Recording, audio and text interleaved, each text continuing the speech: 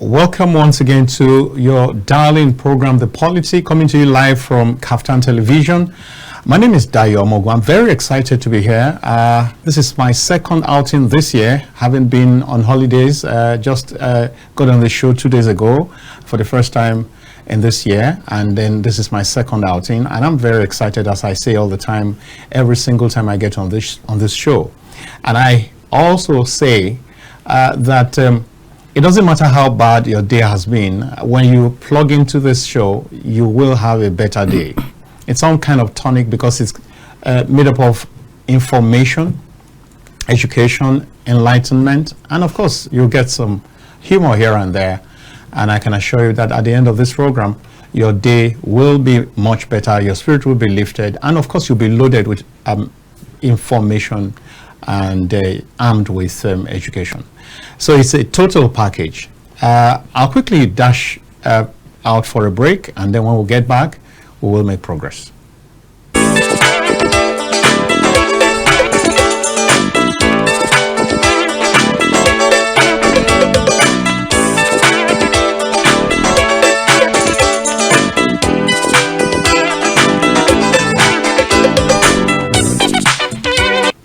All right, so welcome back. So this afternoon we'll bring you something that's trending, that's been topical for quite some time. Some people amongst us Nigerians who feel that they've been neglected, who feel that they've been deprived, who feel that they've been oppressed, have their representatives in the studio, and we'll be speaking about their challenges and what they expect to be done, and that's why we're here today. By the way, is it too much to say Happy New Year once again? Happy New Year. I hope that your year will be very great, greater than whatever you've ever experienced, and that's my desire for you. My name's Dayo Omogu, and I hereby welcome to the studio. Usually, even if she was at the far right, we would still have done her introductions first because they always come first, and I'm talking about the lady in the house, Dr. Comfort Okwela. You're welcome. Thank you very much, Dayo. Dr. Okwela is a lecturer right now at the full Lafia. If you want it in full, it will be Federal University Lafia, and she's a communications specialist, communications expert, someone who I'm afraid, I hope that I don't have any too many flaws on this program, so she doesn't crucify me after the program. I'm being extra careful because this is someone who's earned her epaulets in the profession, and so we need to, I hope that you won't put on the radar to... We are together. So that's who Dr. Okwela is. And to my far right, you have Professor Simon Okute. Just before we came on air, I was teasing him that that's the Igbo name for rock or stone, and he says no, that's not the meaning from his own side of the country. So welcome, Prof. Thank you very much. Maybe you should tell them that the meaning of Okute. Well, Okute is a staff of office. Staff of office. A deity. It has to do with traditional setting. All right. So staff of office, and you're talking, I mean, that's a professor who's been vice chancellor, actually pioneer vice chancellor of Kogi State University in Ayingba, the very first vice chancellor. And I'm sure that there are many ex-students and co-professors, lecturers who are watching now who would say, oh, that's our Oga.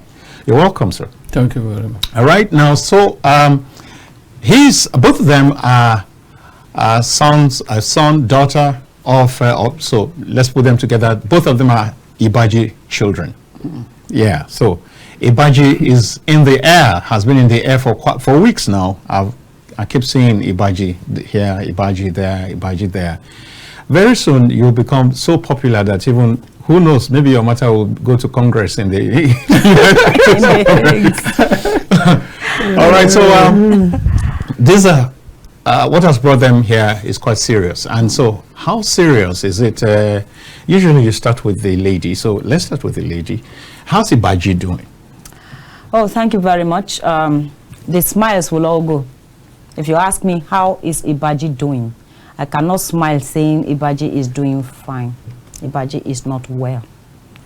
Ibaji is a local government, one of the local government areas of Kogi State, Nigeria.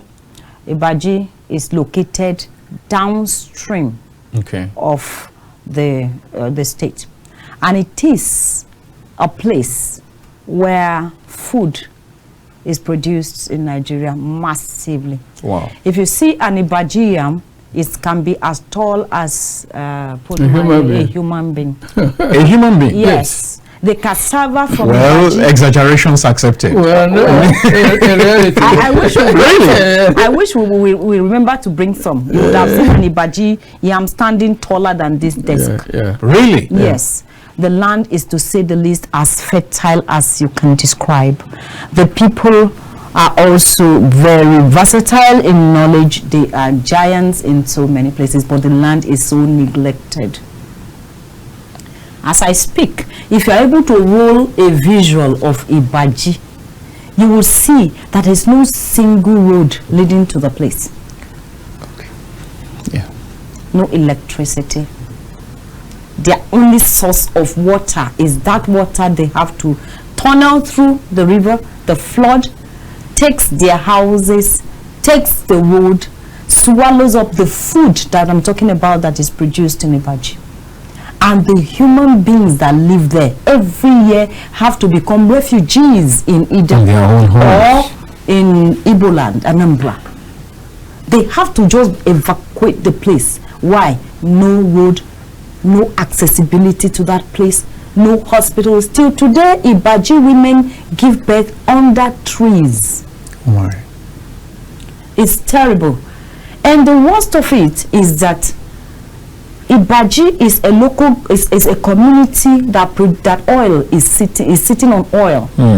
Kogi State is being declared an oil producing state because of Ibaji. All right. And that's how bad Ibaji is doing, and that's why we're here to say, please, you cannot sacrifice Ibaji and the land and yet tap from the resources therein. Let something be done about this land. All right. Dr. Okwela has just painted a very graphic picture and a very, if you like, very ugly one of the situation in Ibaji. Maybe there's something that she left out that Prof would want to quickly add, and thereafter we can move on. Yeah, thank you very much. Just as she has said, she has enumerated a number of programs Ibaji local government is having. I want to say that Ibaji has been long neglected. Even when we were under the Igala Native Authority, people suffered no means of transportation, all sorts of problems, schooling and all that. And the agitation was, oh, why not have your own local government? Which we eventually had. I want to say that over time, since we had that local government autonomy, sort of, we've had up to 4, 5, if not 6 governors or governments in Kogi State. None of them has even ever gone beyond either to see what is happening in Ibaji local government. The neglect is so much that today all the schools, hospitals that were built through the intervention of the missionaries have all collapsed. There is no single school, government school, standing in Ibaji. No single school. I'm telling you, no that the walls have collapsed, the roofs have collapsed. To the point that children now go to Uromi in Edo State, go to either you are bordered by Edo. Across, there's the river Niger, they cross to Sabongida, not reaching Sabongida, but at least to Uromi. Wow. Children go there to school, they go to Ida to school. When they have health issues, they go all the way to Uromi, and sometimes to Ida. That of Ibaji is a terrible road. I've just returned from home. I went home for the New Year. It took me almost 4 hours to move from either town to my village area in Ibaji local government. A distance that can be covered within maybe 40-45 minutes at most if the road is fairly good. It took me almost 4 hours, to get home. So many things, so many deprivations. We thought that having been blessed with the oil deposit, which we know is the source of wealth even for Nigeria as a nation, we thought that the small local government that has been denied of facilities for years and years will now breathe some elements of relief, that now the state government will now create an avenue to use part of the resources coming through this oil exploration to remedy some of these problems. Right. But I want to say that for the past 2-3 years that we realize that there's this deposit, no government has been able to, not a single project is on. I can bet you that. But if government can say this is a project that has been initiated in Ibaji through deliberate budgeting, I'll be very happy to see that. But I want to assure you that nothing has been built to be constructed in Ibaji local all right, nothing. From what you have said, both of you have said, it shows that this particular place has consistently been neglected over the years. Yes. Consistently, that's the word. Right, and then when it was declared an oil producing area, you people felt, this is relief has come. Yeah. But that has not been the reality. No. Now, let's start by when exactly did this place get declared as an oil producing area? Or when did Kogi State get declared as an oil producing state? Do we have such a... I think, about 2-3 years ago. Yes, because I do know that there was a first Kosopadec act or something in 2023. 2023, yes. Right, so we'll probably have been around that time. Yes. So now, since that time, have there been exploration? Has there been have the resources been? Are they being drilled? Are they being tapped from that particular place? Well, what I understood is this: that even during the time of Governor Obiano, right, of Anambra, because the deposits are they're split between Anambra to Kogi. The end of it is towards Ibaji. That the Anambra state government had a company that started drilling, and the way oil deposit is. If the deposit is actually at Jabi, we can drill it here. Okay. We can extract it here without necessarily putting at Jabi. So that has been happening over the years, and that led to certain controversy between Anambra and Kogi for some years, and eventually it was resolved that I think both states should share the process. Yes. All right. Yes. So you believe that whether or not there are such drilling facilities on ground in Ibaji, they have not started, yes, but those resources have been harvested, have been tapped. All right.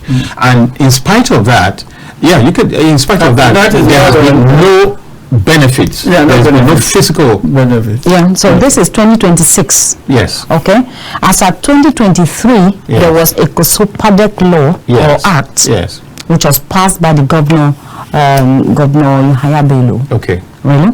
Okay. Now, this law had positions of a chairman and an MD, which is normal with other oil producing areas to have such positions given to that. That's a management board. A management board to have that.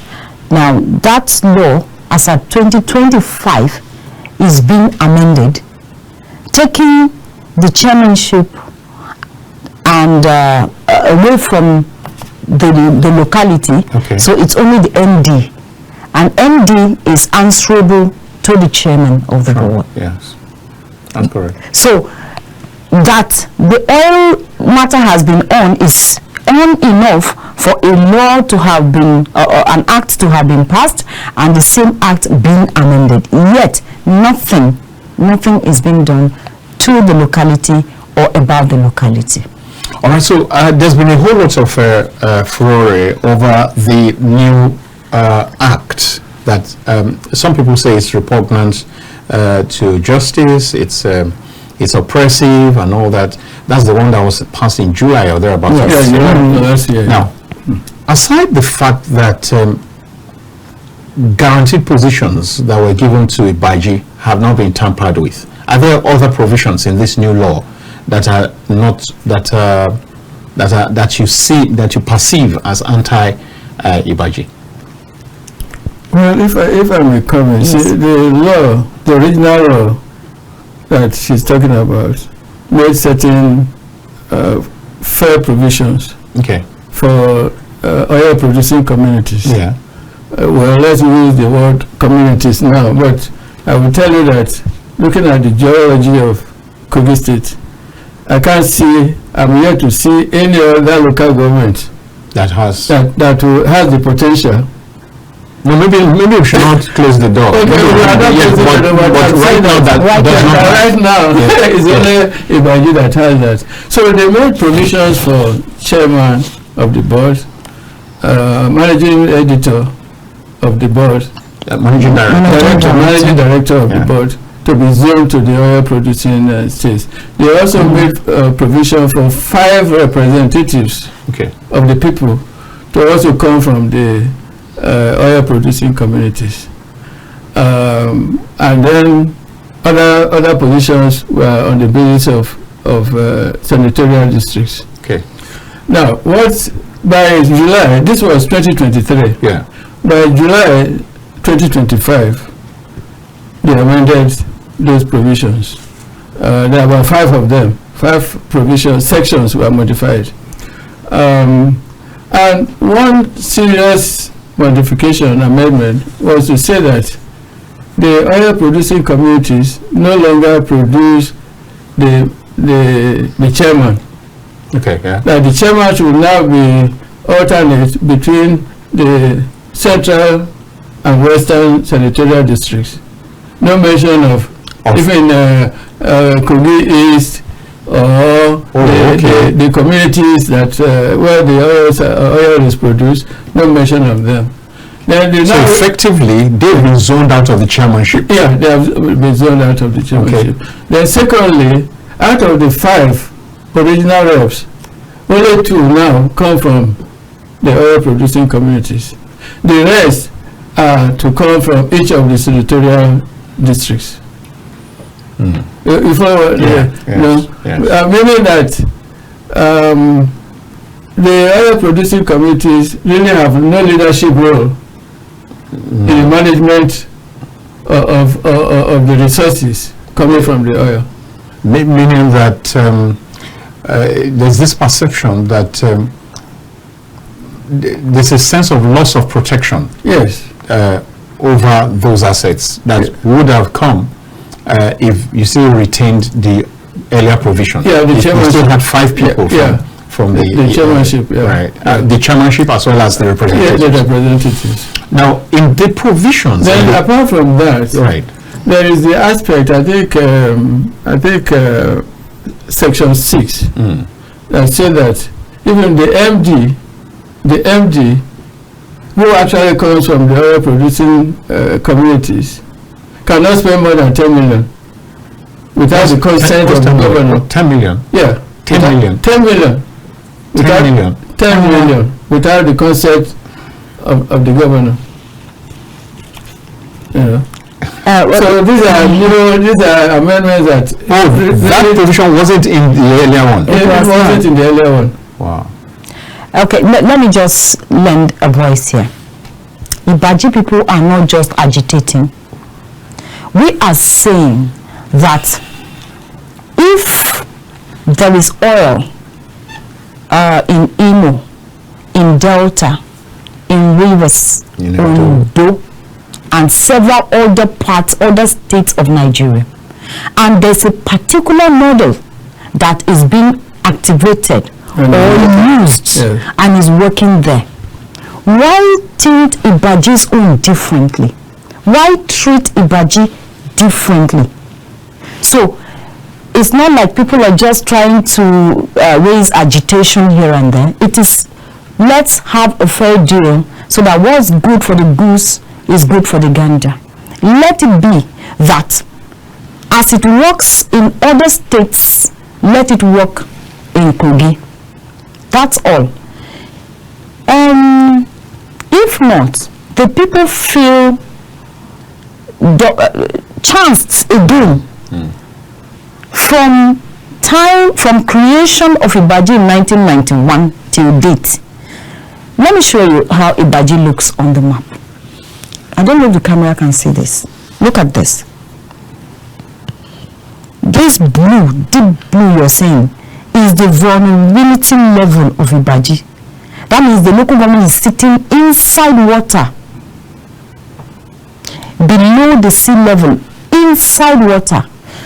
Nobody made this happen. It's natural that we're like that. That's the natural. Already we are in a disadvantaged position. And then a child of 34 years looks like that, what you're seeing on the screen. Where can you build a good structure in this kind of a condition?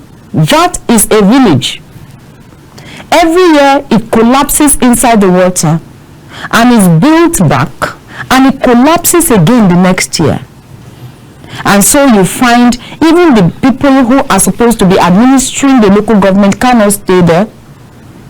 The Ibaji sons and daughters who may be able to want to go home, they cannot. They go home, what building would you put there? It collapses. When you say it collapses and they build it back, who does the building back? Is it government or is it? You have your house. You have your house. Okay, every year, my family house goes down inside the river, inside the water, and we have to take it back up. You won't leave it. And then next year again, the flood had taken it up to the lintel level. You will still build it. And there's no road to this place, so we are saying, if this is how we have been, and somewhere along the line, God in his infinite mercies has dropped a deposit that could help government to help us, let government please help us. Wow, this is very, very interesting. I think that we should take a break and catch our breath and then get back.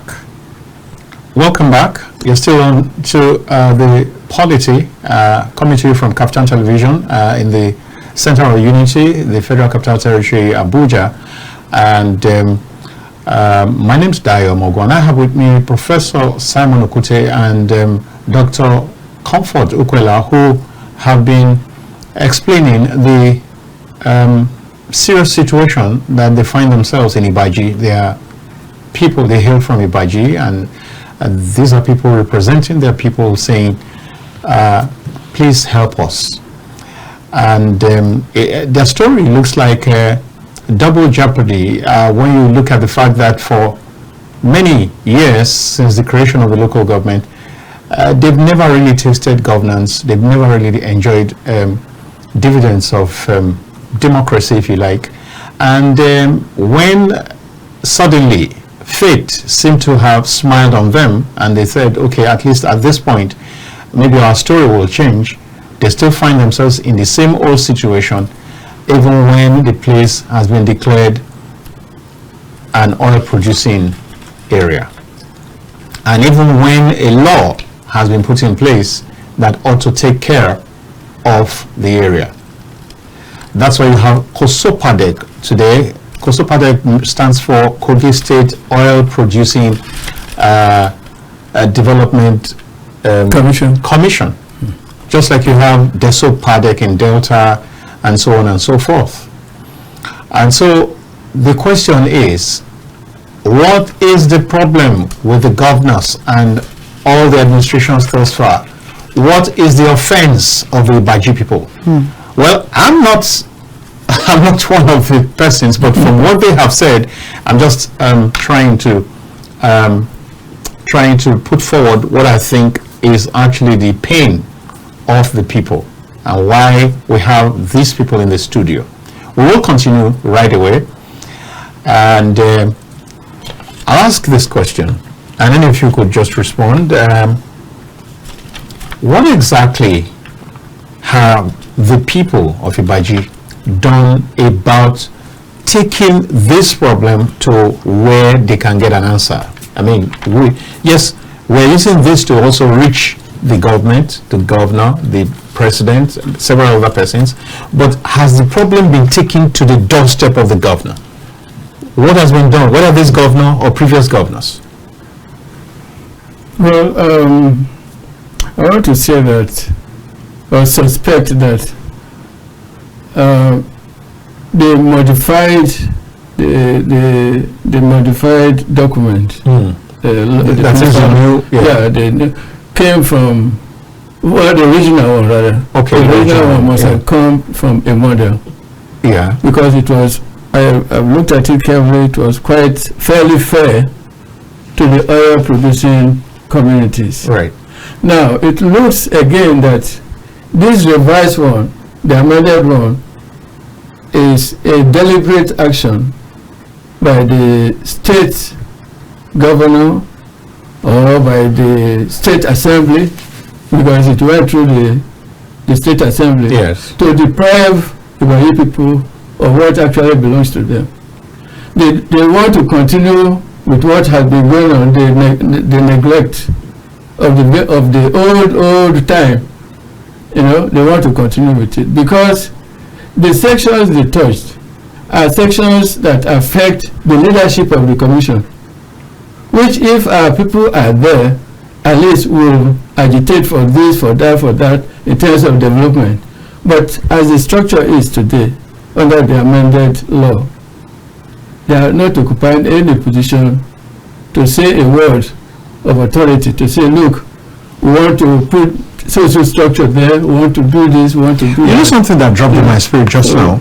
Is it possible that Ibaji, is it possible that Ibaji has been hostile to people who came there to try to set up businesses, to set up infrastructure and all that? Is it possible that the people are not accommodating? Is it possible that it's the kindness of people? Ibaji people can never be hostile. No. Ibaji as hard-working people. Everywhere you see an Ibaji person or a group of Ibaji people, they are the ones you can say these are kind people. No, because I'm wondering why the consistent oversight, the consistent neglect. That's why I'm thinking. That is also the question on our minds, and that's why we're here. And everywhere we go. What is the crime that Ibaji committed? Is it by giving the 25% vote that brought the present government into power? Or is it by the fact that Ibaji sons and daughters contribute massively to development agenda of any government where they are found? Now, you asked whether there has been representations to the government many times over. I am a media person, you know me. Just recently, we took a media tour of Ibaji, and if you see what came out, media, I just told my colleagues, okay, let's go and see my place.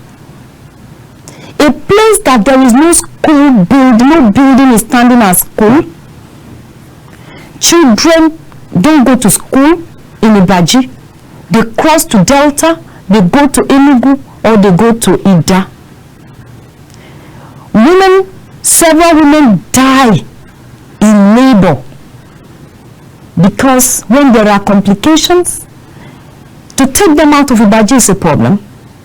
And if they are able to manage them out of Ibaji, a woman in labor, for instance, you put that woman on motorcycle ride, a motorcycle ride that if a normal woman sits there, you are going to go to the hospital to take some medication the next day. It's either the woman dies or the baby dies or the both of them. So representations have been on, and nothing is done other than just lip service. The paramount ruler, the Eje of Ibaji, has been speaking loud. Only recently, if you saw summit posts, he was there speaking about the same topic. That is the paramount ruler. Is he spared? Even his own palace is at the point of collapse in Ibaji. If you see the picture of his palace, no one person can live there in a minute. You'll be afraid that it's coming down any moment. And nothing has been done. Nothing.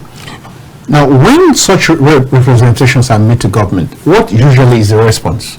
I mean, if you go to the governor's office, for example, and say, this is our problem, I mean, if you have been granted the opportunity to do that, there should be some response. What response have been given, at least in words? And so we now look at whether those words translated to promises. Promises. Now let me ask. The funny thing is, when it is time for election, they will come. The agents coming all over the place, campaigning to be voted for.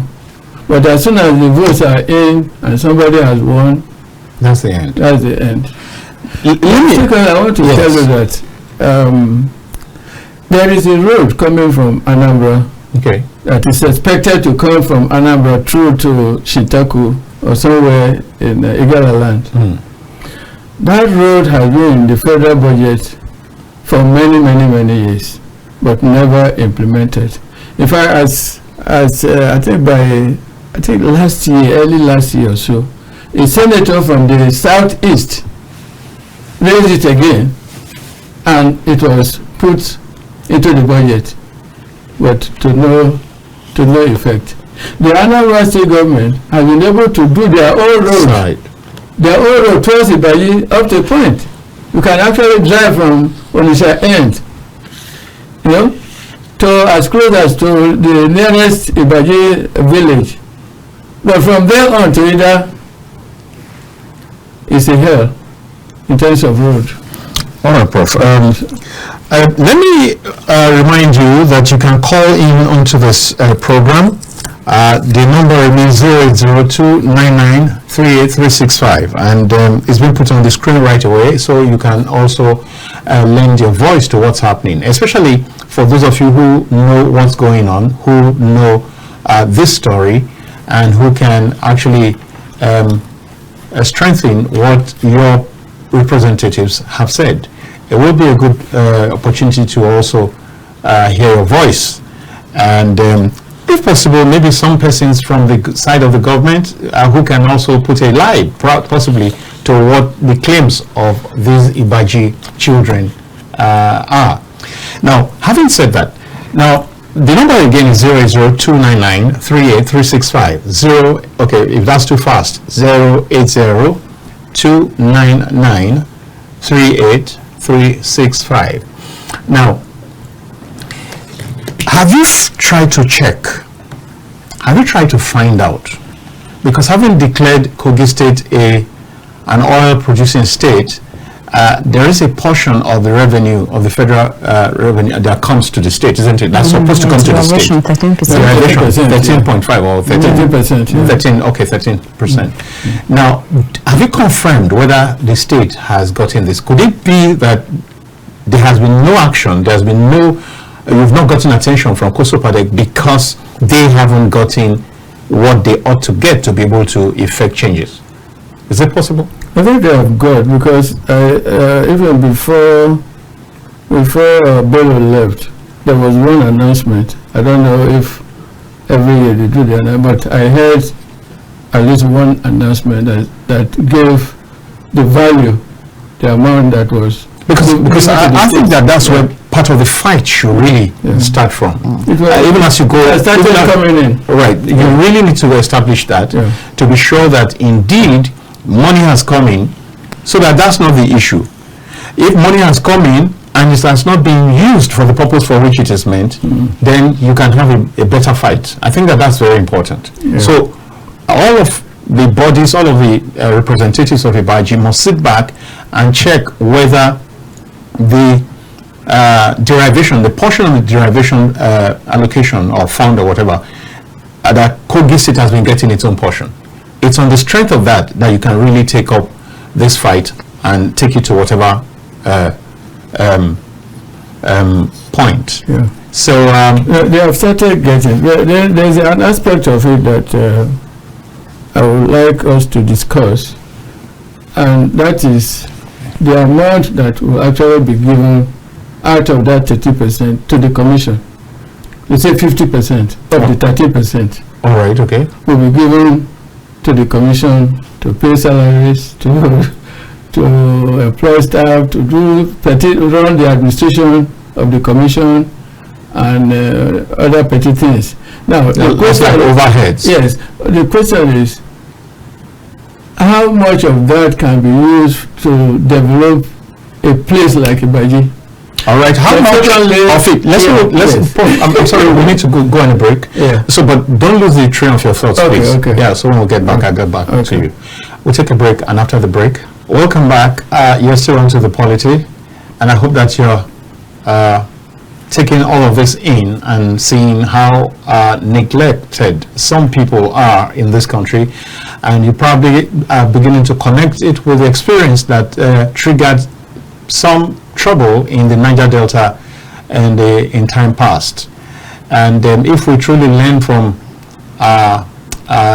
take any lessons from our past, isn't it time for government to really do something in Kogi State right now so that we preempt unsavory consequences? Because whether or not we agree, when these things continue consistently, and like they have painted, that for so many years, talking about 34 years, that Ibaji has been neglected. It's not been on the development map at all.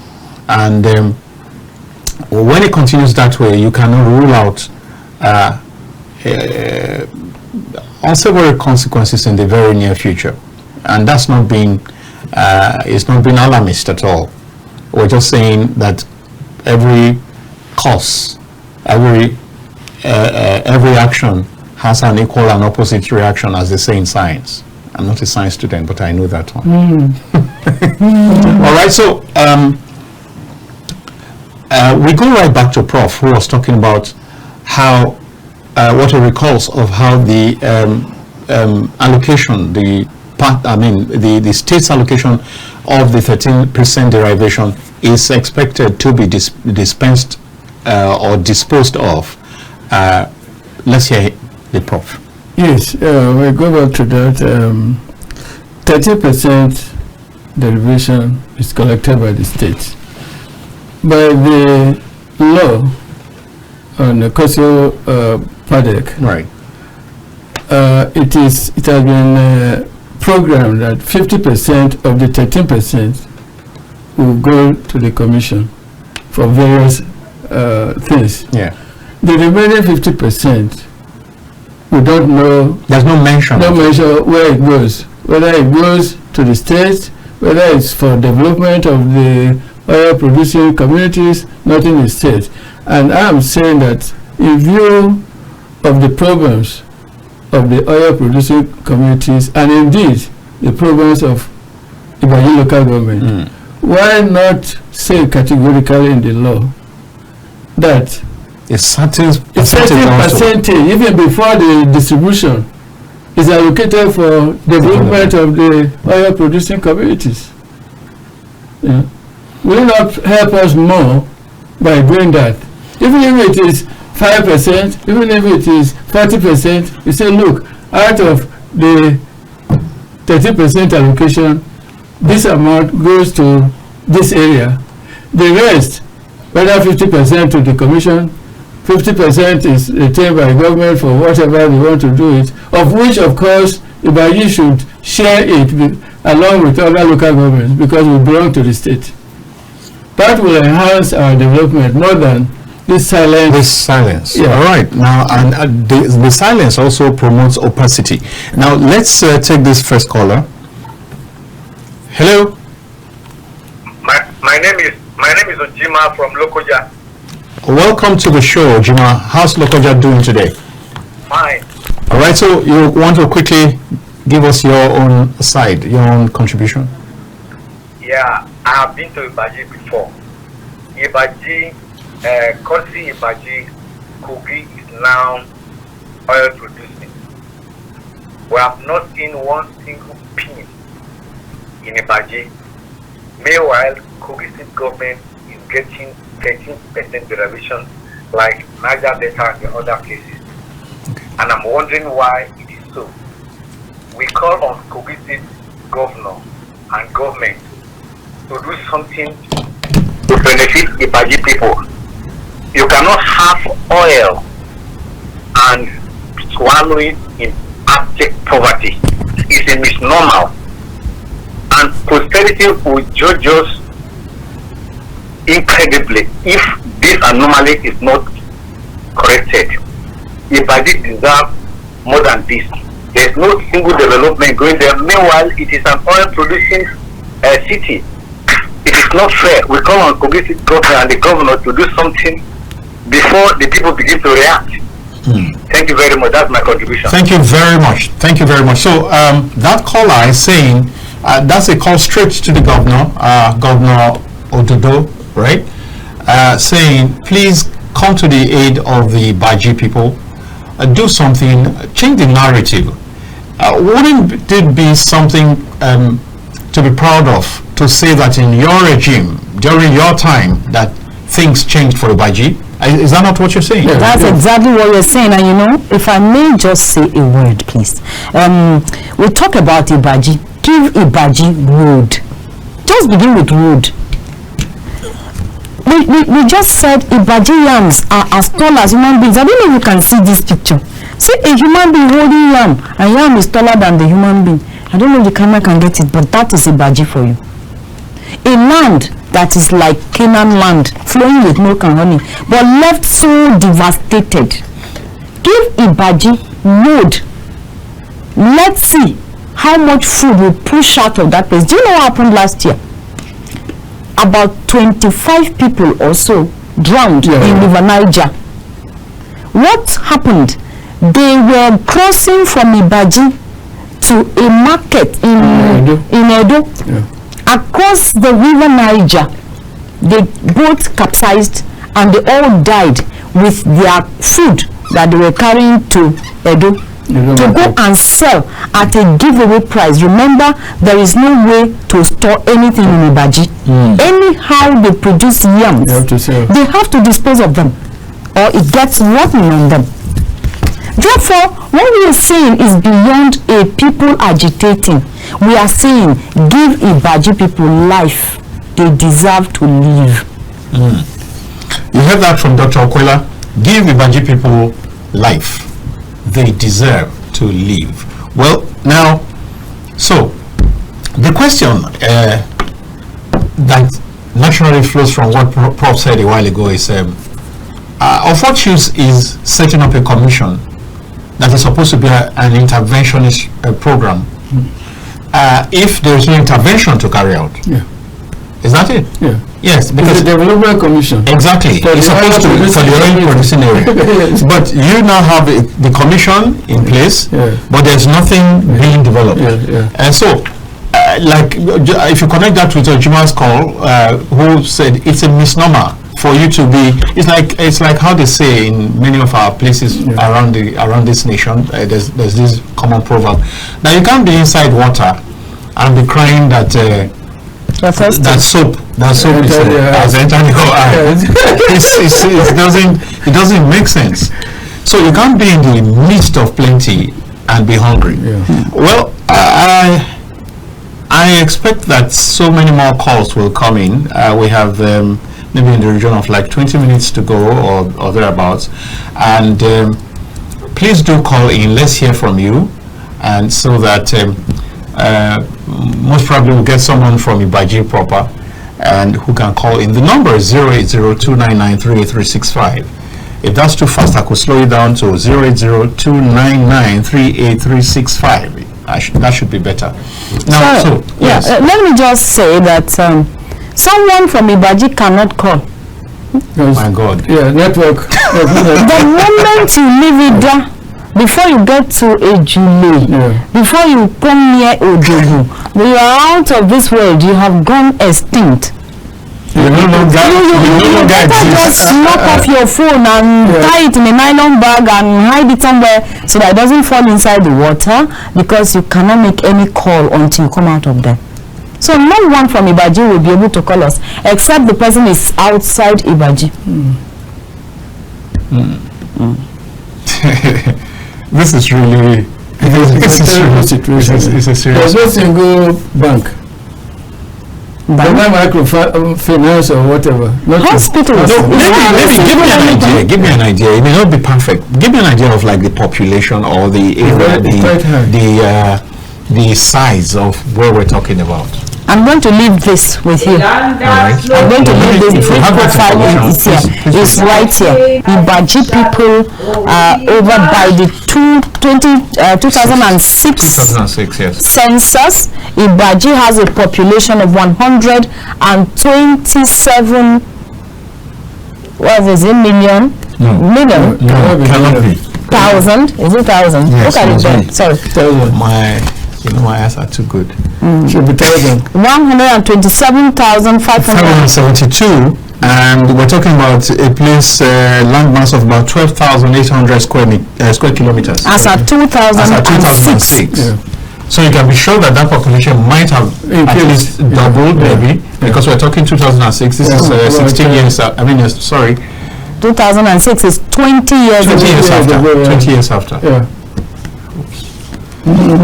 Okay, so that's the ugly situation Ibaji finds itself in, spite of now even the blessing of nature that one would have thought would confer a better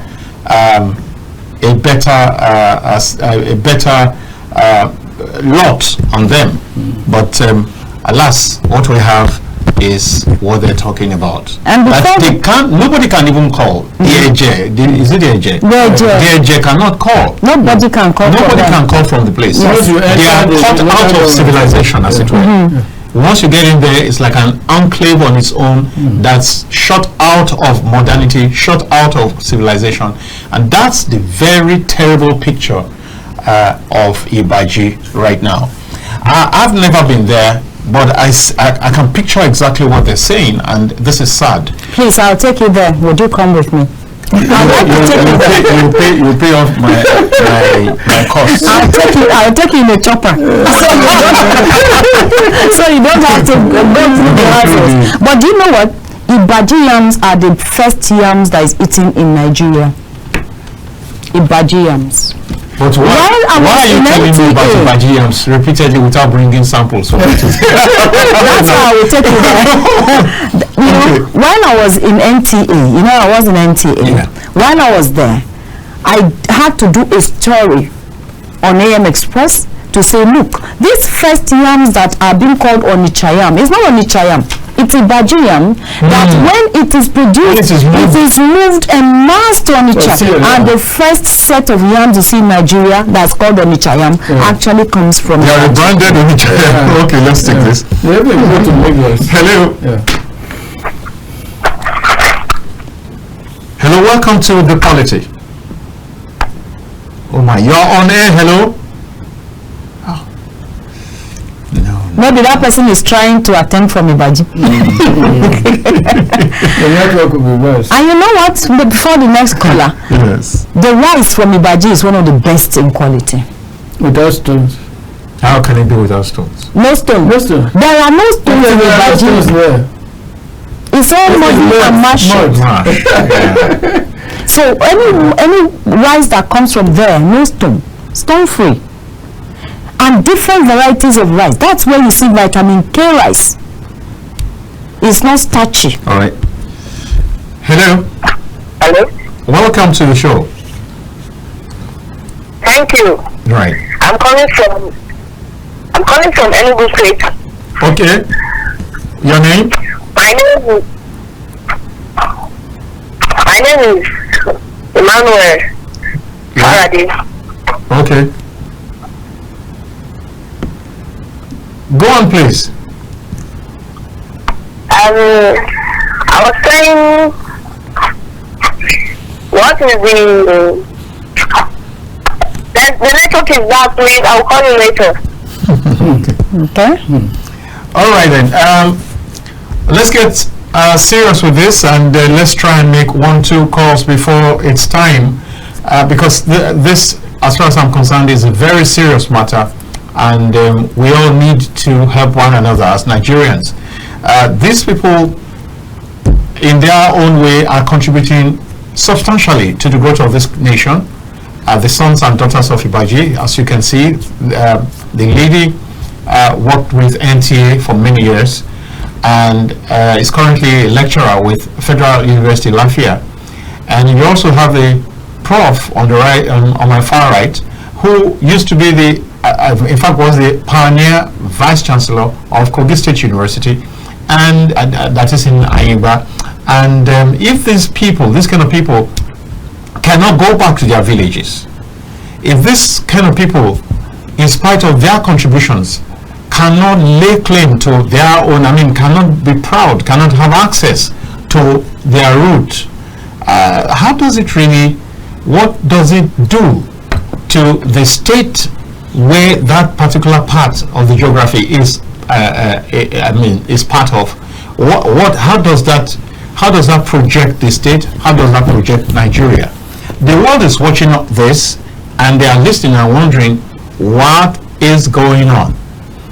You have seen the pictures on the screen, and I'll be asking them very, very shortly to make their last pleas on this program. But just before that, now, what's your next line of action? What exactly do you think you can do beyond what you have done right now to ensure that you get some attention? Or what do you think, is there something that any other groups are doing, or the people who are contemplating? Well, there are many groups that are pursuing the same issue. We think that at the end there will be need, just as you asked some time ago, whether we could again approach government, present the case to government, because there are so many areas of the law that are ambiguous or not emphatic. One of them is the location of the headquarters of the commission. Right. The government is neither here nor there on that. In the law, initially they said, it has to be at Ijonu, that's one of the villages in Ibaji. Okay. At another portion of the law, they say if necessary, except if necessary, it should be transferred to the headquarters, that is the state capital. Yes. So I feel that government should be categorical. Whatever is happening, under no condition should the headquarters of the be moved out. Should be moved out. It should stay there, whether in water or in on fire or whatever. The headquarters should be mentioned, situated in the law proper, so that nobody will come later and say, the law didn't say it must be in Ibaji. It can be anywhere.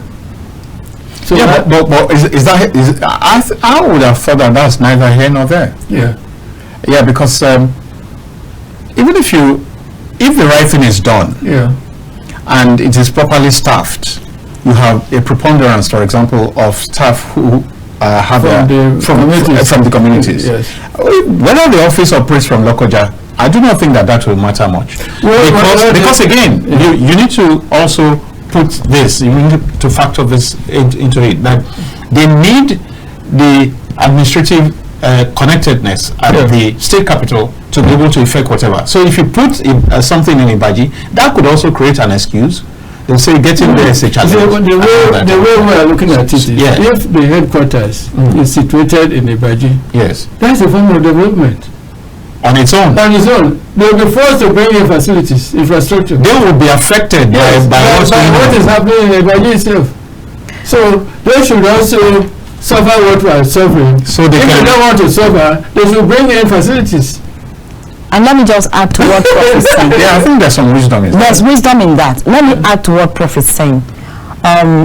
You have not been to Ibaji, and I promise I'll take you. Not too long from now, I will. All right. It's a promise from me. Yeah. Well, before we get to go there, you will find when you get there that Ibaji Road is doable. It is possible to make Ibaji Road motorable all year round. How is Delta? How is the riverine area of Bayelsa?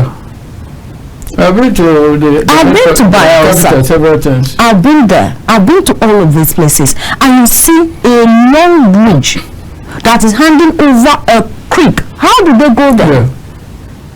Ibaji just needs that goodwill, government goodwill, to place road.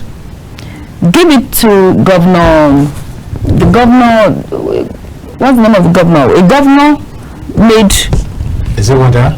Captain Wada? Is it Captain Idris? Yeah. Okay. Yes. That made the road. Made one road. Yes. Yeah. To Ibaji once. But you see the nature of to the headquarters. To the headquarters. It has gone now. 1 year flood will take it. Yeah. But it is doable. That is why we are saying the next line you asked, what's the next line of action? Yes. The next line of action is this advocacy. Even when the media team went to Ibaji recently, you will see Ibaji elders saying, please, government, come to help us. We are not ready to fight like the Niger Deltans or any other group that takes to militancy. We just want you to come and look at this place and see how you can help develop this place. Put road to Ibaji. Let every other thing that accrue. You will see people will go there, development will come.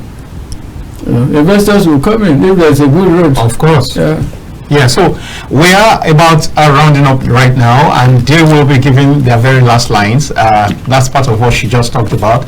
That they are pleading that government should please come take a look, and of course not come take a look and go back without anything being done. It's not be lookmon. It says it's not how do they say this now? You fold your hands and look or something. That's not it. They're asking for looking and for doing, for looking and carrying out action. I believe that's what you're saying. Yes, sir. Yes, so let's have in 1 minute each, 1 minute apiece. Let's have your last thoughts. Let me speak before my father speaks. All right, okay. In 1 minute, as we are asking government to please come look and do, we're asking ourselves, Ibaji sons and daughters, let's close ranks and do what we should do for our land. Correct. Thank you. Right. Prof. Yeah, well, yes, as you say, we're pleading with the government. We're not, even on this interview set, we're not blaming government. We're just calling the government to please help us.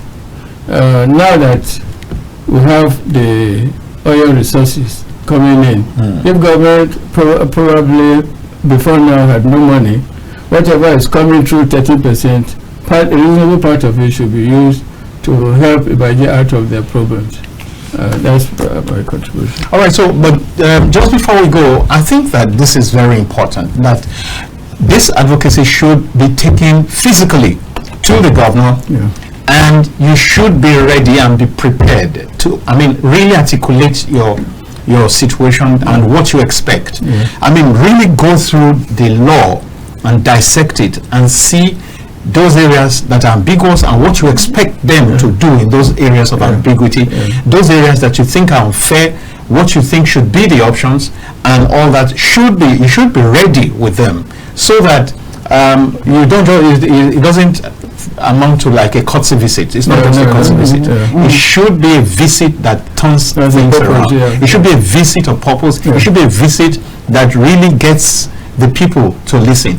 One of the things that anybody who's watched this program this afternoon would go with is the fact that these people are level-headed people. They're not violent people. There are people who would have come here with this kind of program and the entire place will be rattling. The entire place will be shaken.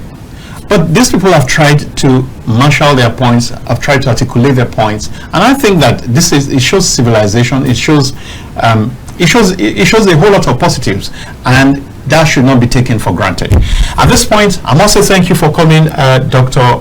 Comfort Okwela, and thank you so very much, Professor Simon Okute, and you can be sure that the world has watched. You can be sure that the powers that be watch this station, and I will believe that something will change.